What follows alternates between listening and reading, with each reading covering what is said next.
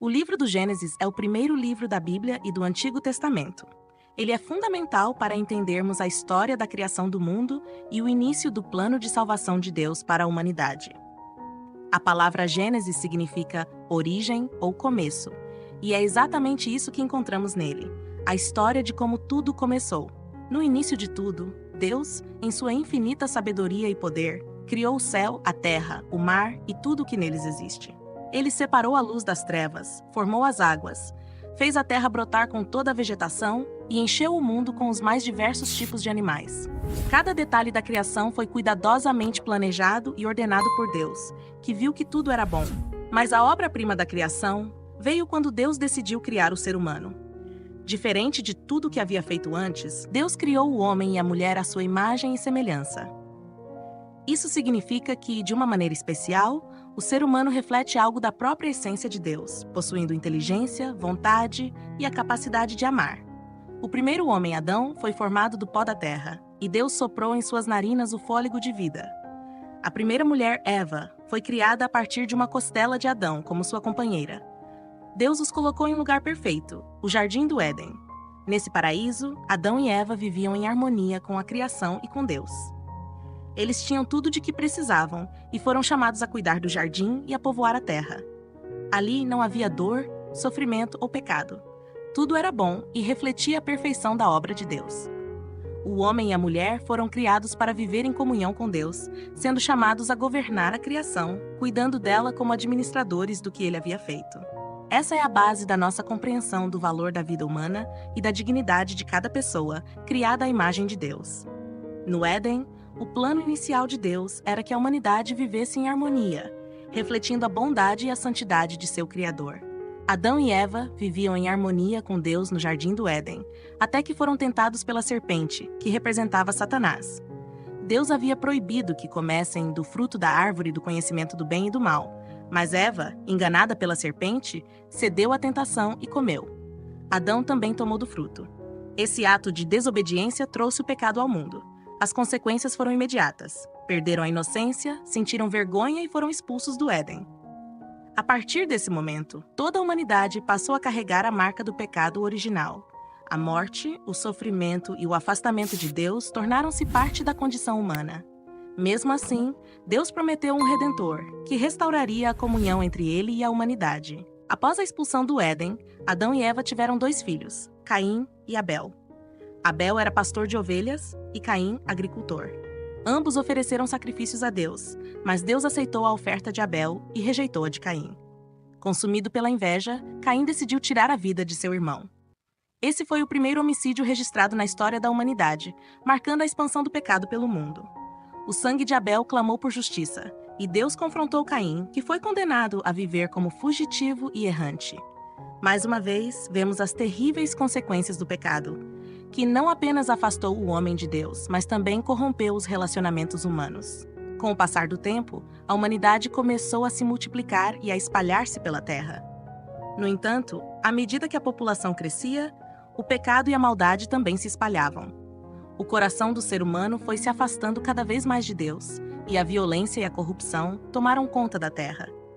Deus, ao observar a perversidade crescente, lamentou a condição em que a humanidade havia caído.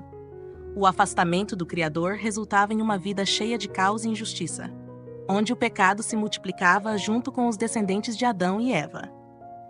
Esse cenário prepara o caminho para os próximos eventos, onde a justiça de Deus e sua misericórdia seriam manifestadas de maneira dramática. Diante da maldade que havia se espalhado pela terra, Deus decidiu limpar a criação. Ele escolheu Noé, um homem justo e temente a Deus, para construir uma arca e salvar sua família e os animais. Noé seguiu as instruções divinas e durante muitos anos trabalhou na construção da arca, enquanto o povo ao seu redor ignorava as advertências. Então, chegou o dia em que as chuvas começaram a cair e o dilúvio, que duraria 40 dias e 40 noites, cobriu toda a terra. As águas trouxeram destruição, mas a arca flutuou, protegendo Noé, sua família e os animais escolhidos. Após o dilúvio, quando as águas finalmente recuaram, Deus renovou a humanidade através de Noé. Com a terra limpa e um novo começo, Deus fez uma aliança com Noé, prometendo nunca mais destruir a terra com água e colocando um arco-íris no céu como sinal dessa promessa. Essa história nos lembra da misericórdia de Deus e da importância da obediência em tempos de crise. Após o dilúvio, a humanidade se multiplicou e começou a habitar diversas regiões. Unida por uma única linguagem, as pessoas decidiram construir a Torre de Babel, uma edificação alta que chegaria até o céu. Seu objetivo era alcançar a glória por conta própria, desafiando a ordem de Deus e buscando fazer um nome para si. Essa tentativa de se elevar acima de seus limites mostrou a arrogância do ser humano. Deus, ao ver essa ambição desmedida, decidiu intervir. Ele confundiu as línguas dos construtores, fazendo com que não conseguissem mais se entender. Com essa confusão, as pessoas se dispersaram pelo mundo, cada uma seguindo para um lugar diferente. A Torre de Babel, que simbolizava a unidade e o orgulho da humanidade, ficou inacabada. E essa história nos ensina sobre os perigos da soberania humana e a importância da humildade diante de Deus. Após a dispersão da humanidade e a confusão das línguas, Deus escolheu Abraão, um homem de fé, para estabelecer uma nova aliança. Ele prometeu a Abraão que sua descendência seria tão numerosa quanto as estrelas do céu, indicando a grandeza do que estava por vir. Essa promessa não era apenas sobre filhos, mas sobre um povo que seria especial aos olhos de Deus. Deus pediu que Abraão deixasse sua terra natal e viajasse em direção à terra prometida, Canaã. Abraão, mesmo sem saber exatamente onde estava indo, obedeceu com confiança. Ele partiu com sua esposa Sara e seu sobrinho Ló, confiando nas promessas divinas. Essa jornada não foi apenas física, mas também espiritual, onde Abraão se tornaria o pai da fé, e sua história marcaria o início de um relacionamento especial entre Deus e seu povo escolhido. A jornada de fé de Abraão continuou com um dos momentos mais desafiadores de sua vida. Deus pediu a ele que sacrificasse seu filho Isaque, aquele que havia sido prometido como herdeiro de tantas bênçãos. Essa solicitação parecia incompreensível, mas Abraão, em sua profunda obediência, decidiu seguir a ordem de Deus, confiando que ele sabia o que era melhor. Na manhã do sacrifício, Abraão preparou tudo, levando Isaque ao monte onde o sacrifício deveria acontecer. Durante a caminhada, Isaque perguntou ao pai sobre o cordeiro para a oferta, e Abraão respondeu que Deus providenciaria.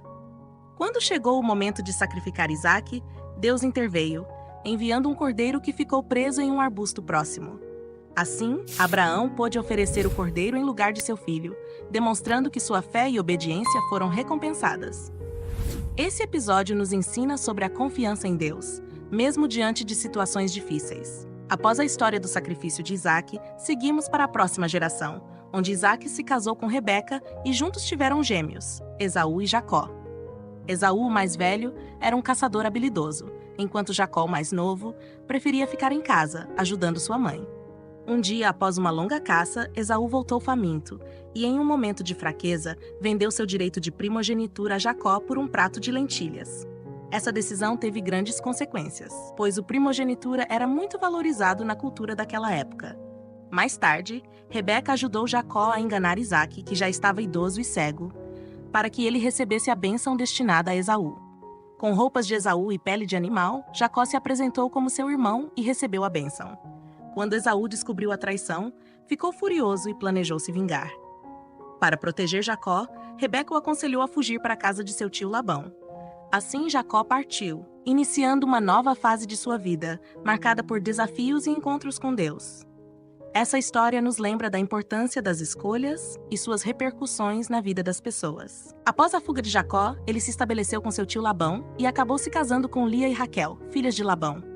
Com Lia, Jacó teve 6 filhos: Ruben, Simeão, Levi, Judá, Issacar e Zebulon. Com Raquel, Jacó teve 2 filhos, José e Benjamim.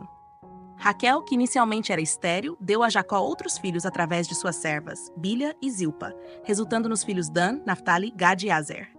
Assim, os 12 filhos de Jacó se tornaram as 12 tribos de Israel, cada uma com seu próprio papel na história do povo de Deus. Dentre todos os filhos, José se destacou como o favorito de Jacó. Para demonstrar seu amor, o pai lhe deu uma túnica colorida, o que gerou inveja e ressentimento entre seus irmãos. A situação se agravou quando José compartilhou sonhos em que ele se via como superior a eles. A inveja dos irmãos culminou em um ato cruel. Eles o venderam como escravo para mercadores que iam para o Egito e mentiram para Jacó, fazendo-o acreditar que seu filho havia morrido. Essa história não só revela as complexidades das relações familiares, mas também estabelece os fundamentos para eventos futuros que moldariam a história de Israel. Após ser vendido como escravo pelos irmãos, José foi levado ao Egito, onde enfrentou muitas dificuldades. Mesmo em meio às adversidades, ele se destacou por sua inteligência e habilidades, especialmente na interpretação de sonhos. Quando o faraó teve um sonho que ninguém conseguia explicar, José foi chamado para decifrá-lo. Ele previu 7 anos de abundância seguidos por 7 anos de fome, e essa interpretação impressionou tanto o faraó que o nomeou governador do Egito, responsável por armazenar grãos durante os anos de fartura. Anos depois, quando a fome atingiu a terra de Canaã, os irmãos de José foram ao Egito em busca de alimento. Ao se reencontrar com eles, José se mostrou generoso, mas também testou seus irmãos para ver se haviam mudado. Em um emocionante momento de revelação, ele se apresentou a eles, e a reconciliação foi marcada por lágrimas e abraços.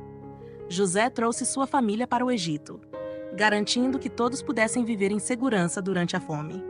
Esse reencontro não apenas restaurou a unidade familiar, mas também cumpriu o plano divino que havia sido prometido a Abraão, trazendo os filhos de Israel para um novo lar.